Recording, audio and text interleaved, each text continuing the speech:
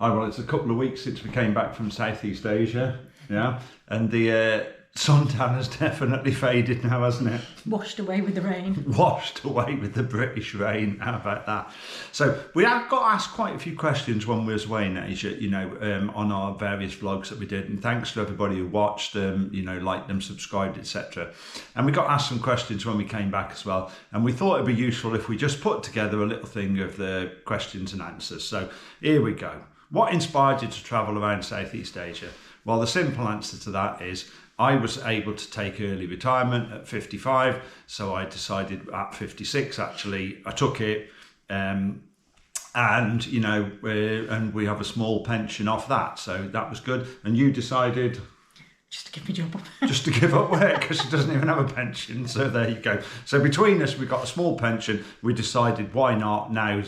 Let's do it. And our daughter had been, other daughter's friends have all been for like 3 or 4 months. So we thought, what the hell, let's give it a whirl. And we don't want to spend winter in another UK winter. So how did you plan your route across Southeast Asia? So we bought a map, a great big Marco Polo map. That's right. And then you did quite a lot of research on YouTube, didn't you? I did. I was following everybody on YouTube that have done Bangkok, Thailand, Vietnam. I was watching everywhere, looking for places to go, and just marked them on the map to get a rough route where we might want to go. Yeah, and then we ended up with a load of dots on the map that we kind of like joined up. We did. There was a lot of dots. Okay, so next one. How did you manage visas and any paperwork, etc.? So before we went to Bangkok, we did the electronic visa. I think it cost us, was it £30 each? Yes, because we decided to get a 60-day visa rather than a tourist 30-day visa. Yeah, that was right. And that was really good in the end because that saved us doing a border run, and we were nowhere near the border at the 30-day point. So that was a good thing that we did. So we bought the 60-day visa, and then each time we changed country, and we did go through Thailand, Vietnam, Cambodia, Malaysia and Singapore. So each time we changed, we just went online, filled in the e-visa form, and I think they were all fairly simple, weren't they? Yeah. Vietnam was a visa on arrival anyway, because we're UK citizens, so that was really easy. Yeah, some of them were visa on arrival, and but you needed to just do a pre-application to get a permit and a number, didn't you? And the only thing I would say extra is, if you can just take a couple of them, them small passport size photos. Take a couple of extra ones of them with you, because at the Cambodian border we had to give them in, didn't we, each? That's right, because we did a land crossing from Vietnam to Cambodia. Yeah, that's right. And a couple of times we had to hand them in and we didn't get them back. And if you didn't have them, then they charged you for them. So that just smoothed it out. So the visas were no problem. What were our main modes of transport in between the countries and within the countries? So our main mode of transport between countries, well, we chopped it up a bit, didn't we? Oh, we tried everything from ferries, buses, internal flights. Yeah, and we used trains. Yeah, we went to Canterbury on the train. Oh yes, we went on a train. So we went on the third class windows open air conditioning train. So we wanted to try all these things out. Everybody says, I caught the 12-hour bus from here, I flew from here, it's dead cheap, etc. So we wanted to try them all. So we tried the giant Ibis bus. As Joe said, we went on a couple of fast ferries. We flew, because a couple of times we flew for like £25-30, something like that. So in between countries, we generally use something like that. Whilst in a country, we would take internal flights or an internal train and things, but we practically always hired what we called a pushie. So we hired a scooter everywhere, didn't we? We did. And generally we hired a scooter, just one for the two of us, and we were happy going together, a Honda Click or something like that. And with the lowest we paid per day was £2.50 a day. And I think the highest we paid was like £5 a day. And it was so much better, wasn't it? It's good fun. It's good fun in the end. It was good fun. Yeah, if you've seen our vlogs, you'll see the ridiculous amount of ridiculous helmets we had to wear. And in the end, we just bought one for Cheryl because, she was wobbled. They all wobbled around. Every time we went over a bump, they went straight down over her eyeballs. So we generally had a scooter, and our reason for that was, if you take a couple of taxi rides or grab rides or whatever, 2 or 3 of them in a day, and that's the cost of your scooter. And the scooter allows you to go anywhere you want, anytime you want. And I would not change that for the world. What was it like on the roads over there? In the towns and cities, etc., it was okay, but a little bit dodgy. But if you've ridden motorcycles before, like I have, you'll be perfectly okay with it. Out in the countryside, it was absolutely beautiful with the wind on you, wasn't it? Yeah. Good work cooling down. Okay. How far in advance did you book your flights and accommodation? How long did we book the flights to Bangkok in advance? 2 months, I think. Yeah, we were on the walking the Camino de Santiago at the time. I'll put a little link to that up in there. And we booked our flights then. I think they were like £400 each one way. And then when we were in a town or in a city, we would book our accommodation probably roughly a week in advance. Yeah, like a week in advance, something like that, or even up to between a few days and a week to 10 days in advance. And we just look through the internet and book something, and then book our transport as well. So, what kind of luggage did you find best? So, what do you reckon? I managed a 20-kilo bag with wheels. Yeah, and I've just got to scroll down because I've got all the questions written down here. We got a hold-all type bag with a rigid bottom and wheels, and they were great. We found that they were fantastic, easy to get on and off trains, etc., and buses. We didn't want to get a big, massive wheeled case. And, a few times we had to walking to get that train to Kanchanaburi, we had to walk nearly a kilometre, and that was much better. The strange thing is my case looks like, Cheryl's bag looks like it was beautifully put onto each train. Mine looks like it was booted on upside down. We went, even every time mine came round the carousel at an airport, it was upside down. So it's because you didn't have enough in it. Okay. Did you have any strategies for packing, etc.? What was your strategy for packing? Mine was very neat. All in packing cubes, and very, very neat. Neat and tidy, etc. And it stayed upright. And mine, I thought, I'll just be all right with mine in the bag, etc. I didn't bother with packing cubes.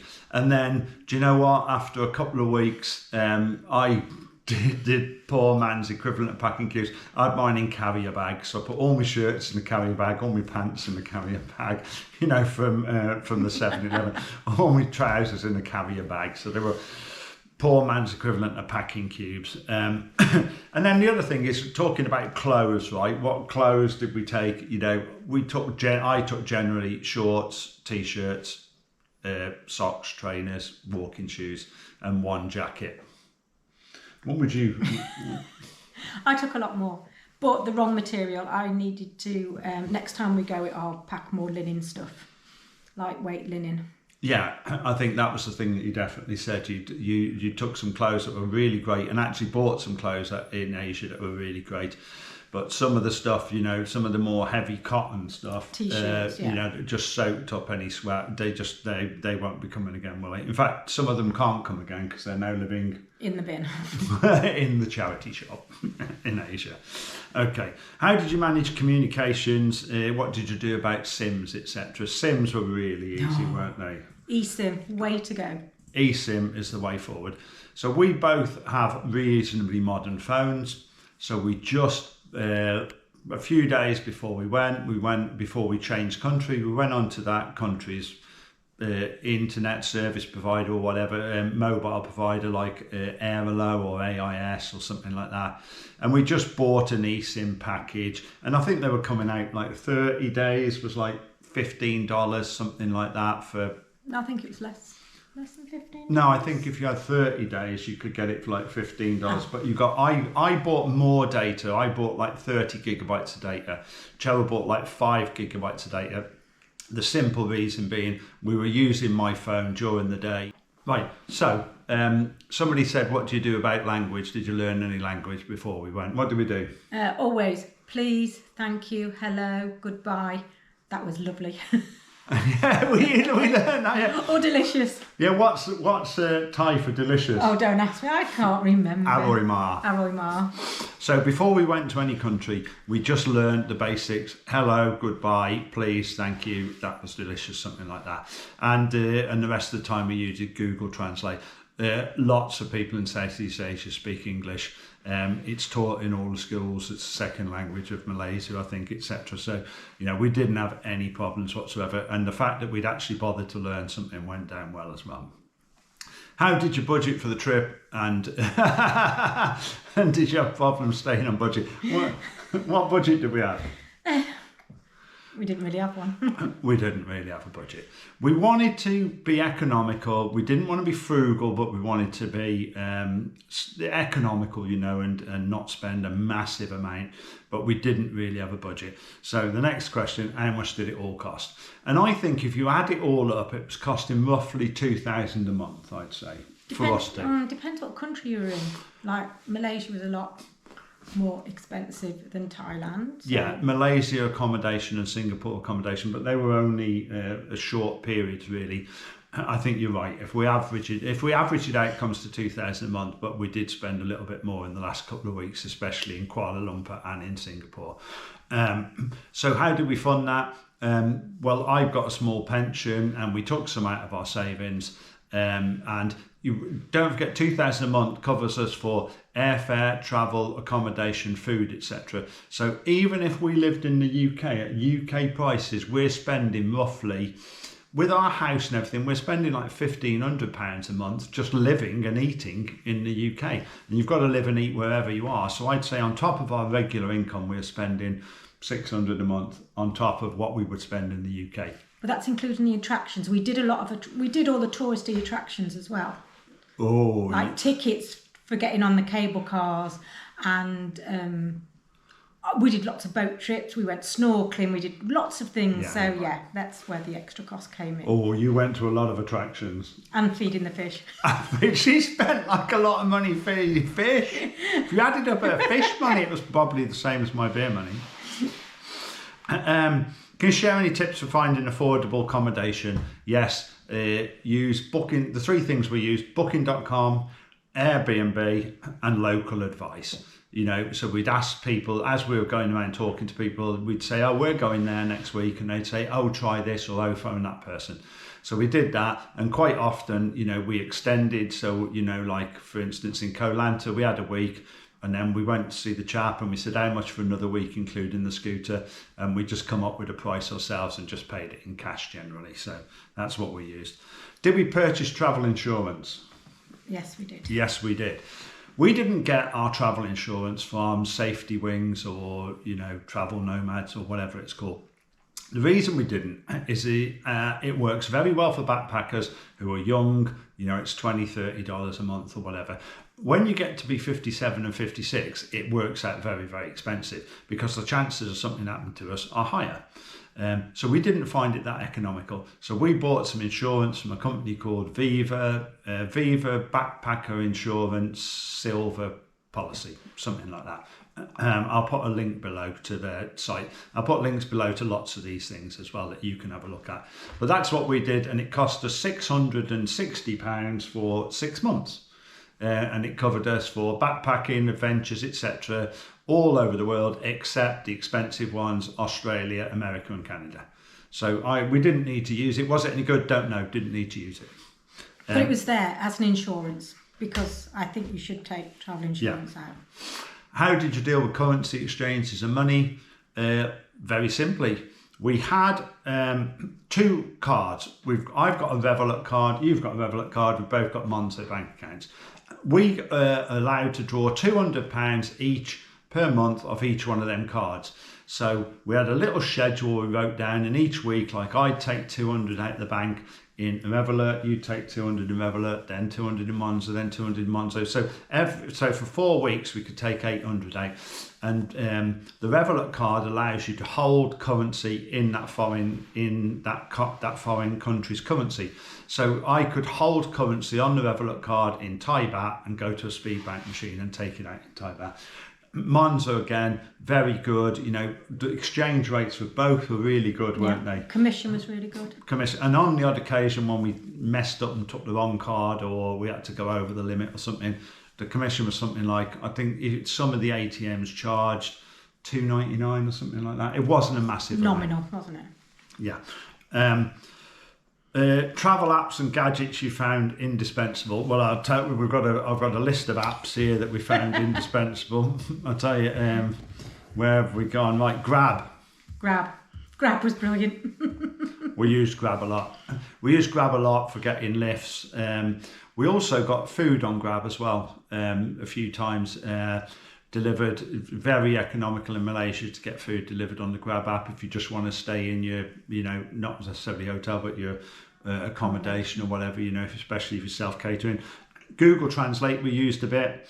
NordVPN, not sponsored by them like most people are, but we used NordVPN. It was really good for us for watching some British programs that we were keeping up with at the time.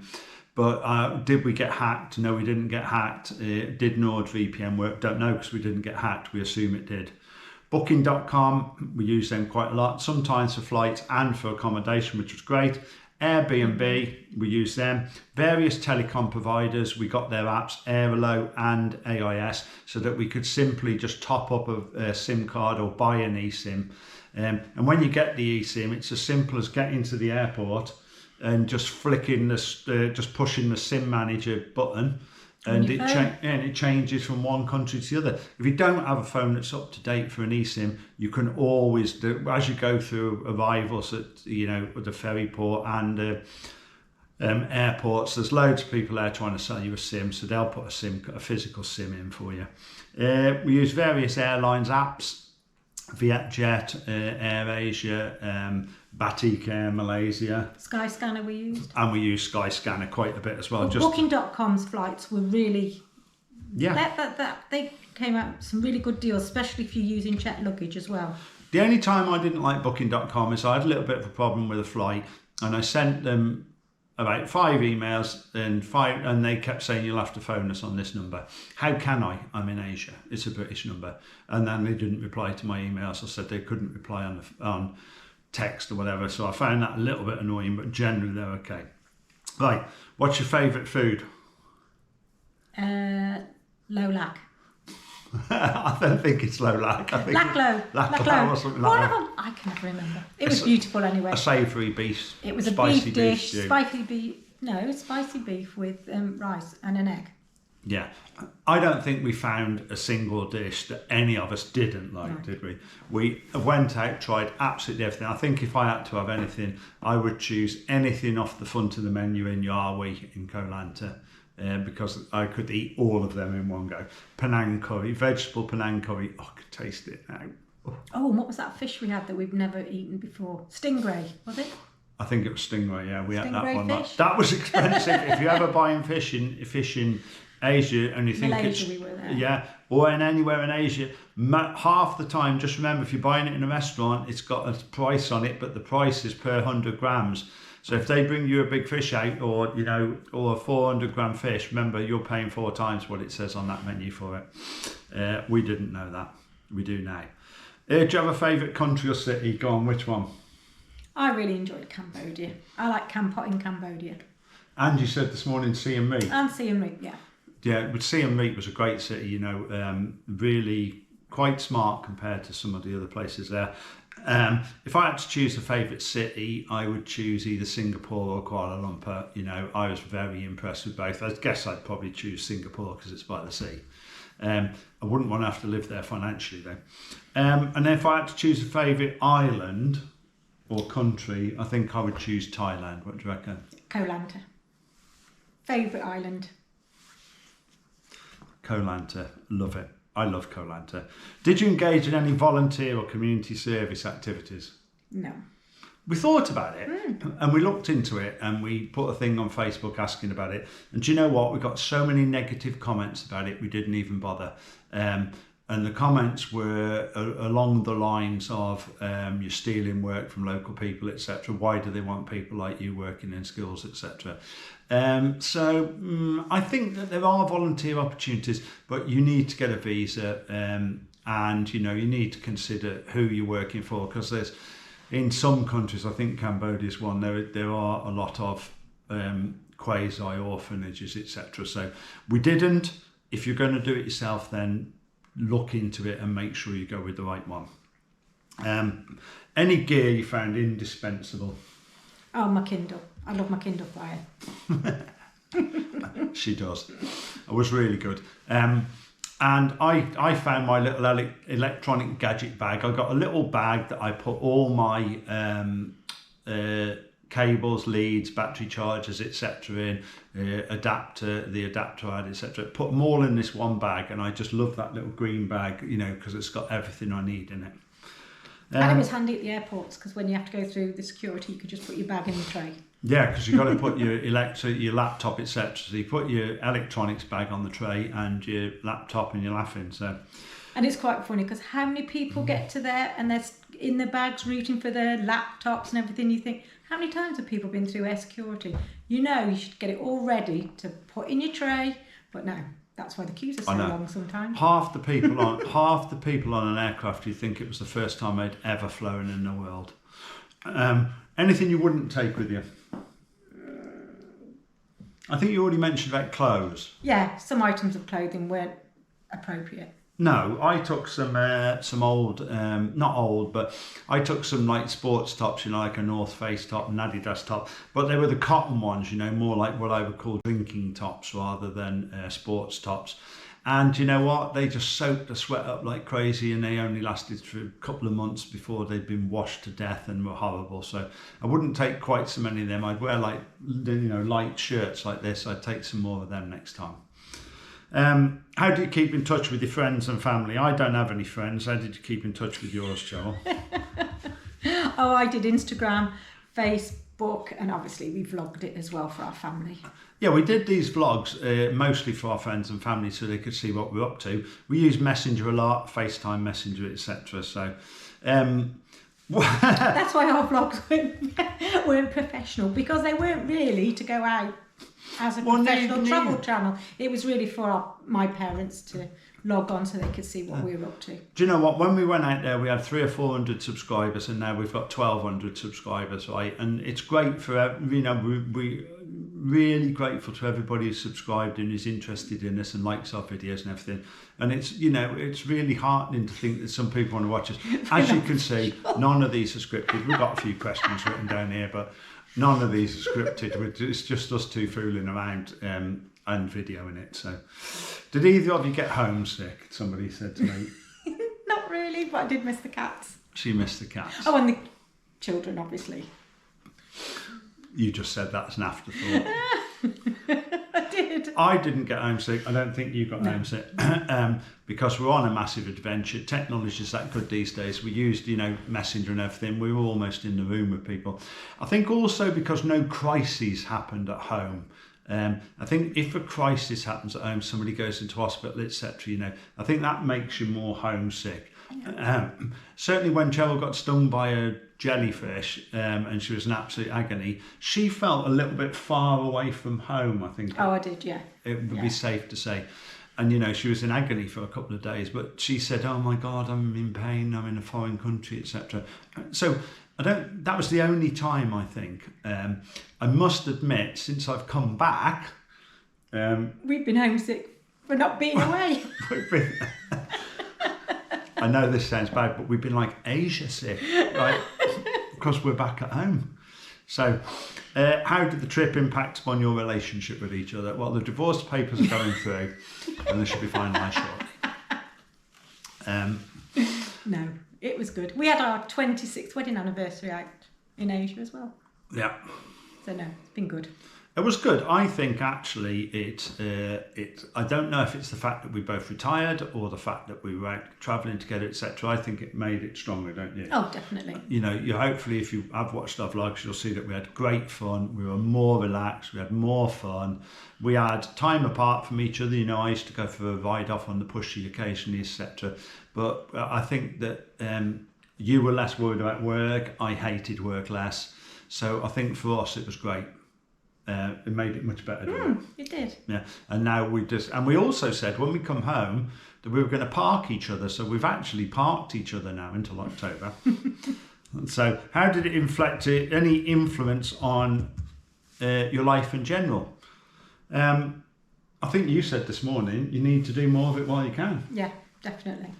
Because, it's okay, we do aspire to go and travel around, Norway and all places like that, and go motorhoming around there. But I think we'll do that in a couple of years' time. At the moment, we need to go to places where we can jump on and off buses, ferries, do overnight stays, and carry all our stuff on our back if we have to. So we're going to do more of that type stuff. Whilst we can, and when we get to the point where our knees are gone or hips are gone or what, etc., then we'll do some more road trip type stuff, I think, won't we? Definitely. But it's actually told us you've got to do it whilst you can. If you don't do it now, you'll never do it, and you'll never get to the point. If you wait until you're ready to retire or ready to do it, you'll never get there. Just if you're 80% of the way there, just do it now, because you'll make the rest up. Yeah. What's the most surprising thing you learned about the journey, etc.? Me? Oh, I was well out of my comfort zone. She was out of quite a lot of the times, but it was fun. It was okay. It was fun. I coped with it, I think, rather well. Yeah, and I'd say that if you were at home and you were working and you were out of your comfort zone, you used to get stressed out and niggly. And when you're out of your comfort zone, when you're overseas, I think that you're actually more just thinking, oh, this is a giggle, and just had a laugh about it. The one thing I thought about things that I learned about, certainly about Southeast Asia, is it is much more, and this is probably naivety on my behalf, it is much more technologically advanced than I thought it would be. I've come back to England and I went out cycling yesterday. I did 27 miles on my bike yesterday, and I lost the internet 3 times on the way around. I didn't lose the internet at all in Cambodia, I don't think. The infrastructure in some of the countries is less well developed. Certainly that road to Kep, where we got covered in orange dust, that was less well developed, but the technology, etc., hospitals, etc., all very, very good. Okay, and then the final question, right? What's the plans then, Ches? What's the plans? Tell us about the plans for summer first. Oh, summer, we're just going to go off and do things at the weekend. Camping. I think we're going to go back camping again. Yeah. Get a decent bed. This is... right, you're going to laugh at this. We said we're going to come home and not do anything drastic, right, whatsoever, right? We're just going to relax for a month, etc., see how we get on back in England. So what did we do 2 days after we came home? Put the house on the market. Yeah, so we put our house up for sale 2 days after we came home. So why are we selling the house? We've got a big old house. There's only us 2 here most of the time. My lad works away and only comes home at weekends. So we've decided we're going to sell up. We're going to downsize. We live in the countryside now in a big, in a house that needs a lot of maintenance, etc. So we're going to sell up and move into the town, into something that's more easily maintained and something that we can just turn the key on for 3 months, etc., and just not come back to. And then come back to in spring or something. This house would be no good if we didn't live in it all the while. The houses do need people to live in them, especially old ones like this. So we decided to sell the house up. It's on the market. If anybody does need a 5-bedroom house in Lincolnshire, let us know in the comments. And then plans for autumn? I think we're going somewhere for a month, aren't we? Close to the UK. Yeah, what we said, I think we agreed that if we manage to sell the house, it's because it takes so long to sell a house in the UK. If we sell the house, it probably won't actually go through till September, October. So we're going to go somewhere for a month or 2, maybe Turkey, something like that, in closer to the UK before Christmas. The other thing about the 5-month thing, I think it's worth mentioning that as well now. It was slightly a bit too long to be away from family, even though you still got all the mod cons of communication. We just thought that.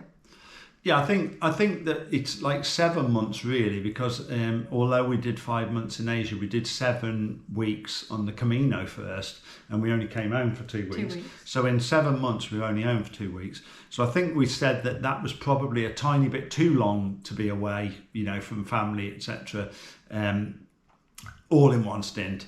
So I think that what we're going to do this year is we're going to go for we're going to go for something before Christmas, and that will depend on the house sale, and then we're going to go for something after Christmas. And you may go on, spit it out. I know what you're going to say. Go on, spit it out. Say it. We're looking at New Zealand, aren't we? Okay, so we're looking at New Zealand, maybe Sri Lanka, but we're looking at New Zealand.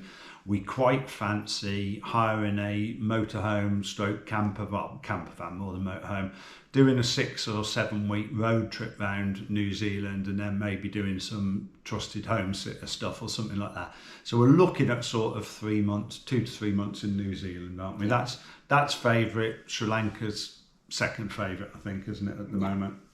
But we don't know. We change our mind all the time. So could be something completely different. Stay tuned.